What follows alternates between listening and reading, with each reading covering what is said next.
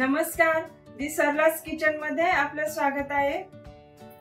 आज आपल्या दी सरलास किचन मध्ये सुलभाला परत बोलवलेलं आहे। ती आपल्याला आज वेगळी रेसिपी सांगणार आहे। मागच्या वेळेस तिने आपल्याला सुकटची खूपच स्वादिष्ट भाजी करून दाखवली।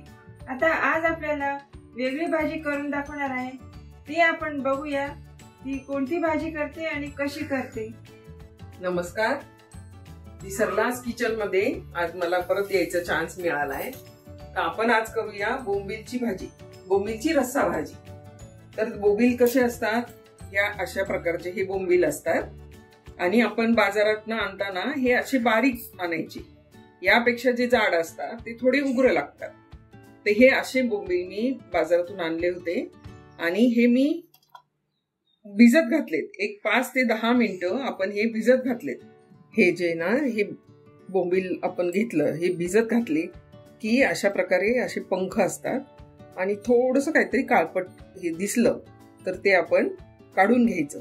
हे बघा, हे दिसतंय का तुम्हाला? हे असं आपण साफ करून घ्यायचं आणि अशा प्रकारे आपण साफ केले बोंबील की मग त्याची भाजी करायची। आणि हे भिजत घातल्यानंतरच निघतं।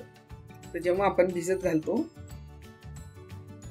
आता आपण बोंबीलचा रस्सा कसा करायचा हे पाहूया। हे मी तुम्हाला बोंबील साफ करताना दाखवले, कशी साफ करायची, त्यातलं काय काढायचं। ठीक आहे। आणि आता हे मी 4-5 पाण्याने स्वच्छ धुवून घेतले। हे धुवून घेतले, त्याच्यासाठी लागणारं साहित्य सांगते। हे आपण वाटण घेतले, वाटण ऑलरेडी आपण तयार करून घेतले आपला वेळ वाचावा म्हणून। याच्यामध्ये कांदा, आलं, लसूण, खोबरं, कोथिंबीर आणि धणे हे चांगले लाल करून घ्यायचे।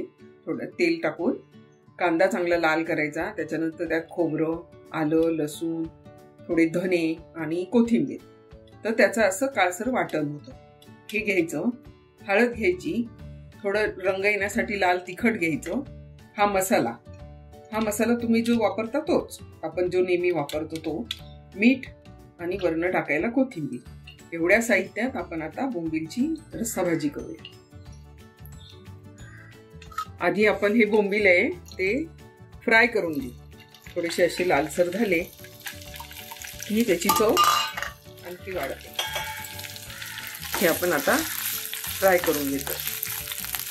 थोडं तेल कमी टाकायचं आणि छान लालसर फ्राय करून घ्यायचं।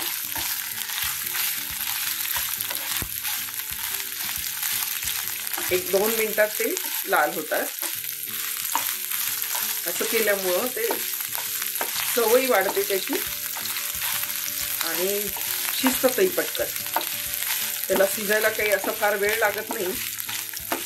आपण जसं सुकटच्या भाजीला वेळ लागत नाही तसा बोंबीलच्या भाजीला पण वेळ नाही लागत, पण मग फ्राय केल्यामुळं ते लवकर शिजले जातात।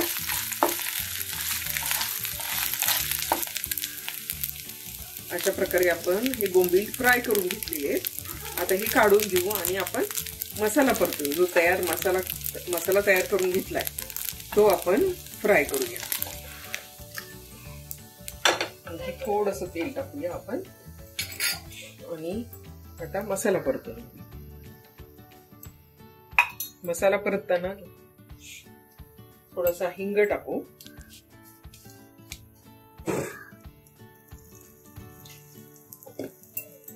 हिंग, हळद, हे तेलावर टाकायचं आणि हा मसाला जो तयार करून घेतलाय आपण तो आता आपण परतून घेऊया।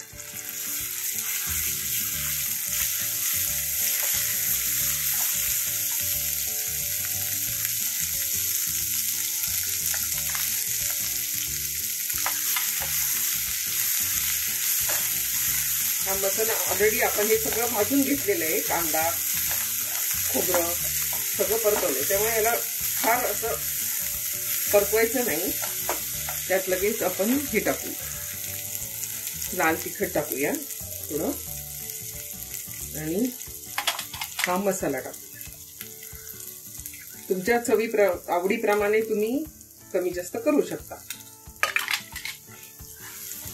त्याला लगेच तेल सुटतं कारण आपण ते आधी भाजून घेतलेलं आहे सगळं, कांदा, तेल।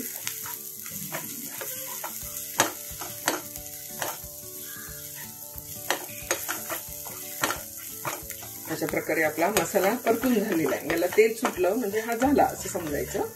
आणि त्यात मग हे जे आपण बोंबील परतून घेतलेले ते टाकायचे आणि परत एकदा सगळं ते छान परतून घ्यायचं.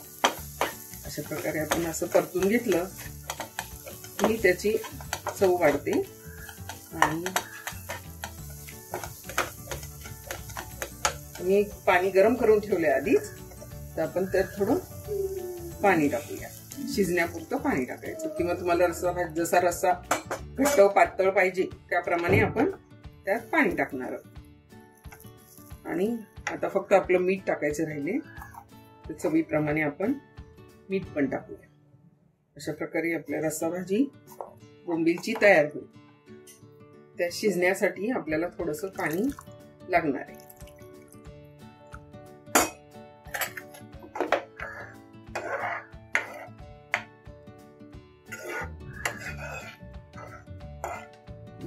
अशा प्रकारे आपण ही बोंबीलची रस्सा भाजी केली आहे. तुम्हाला जसं घट्ट पातळ पाहिजे तसा तुम्ही रस्सा करू शकता.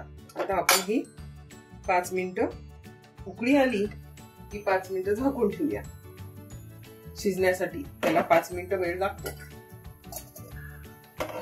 किंवा त्यापेक्षा थोडं जास्त. पाहायचं ते कसं शिजलेलं कसं समजायचं ते मी तुम्हाला नंतर सांगेन.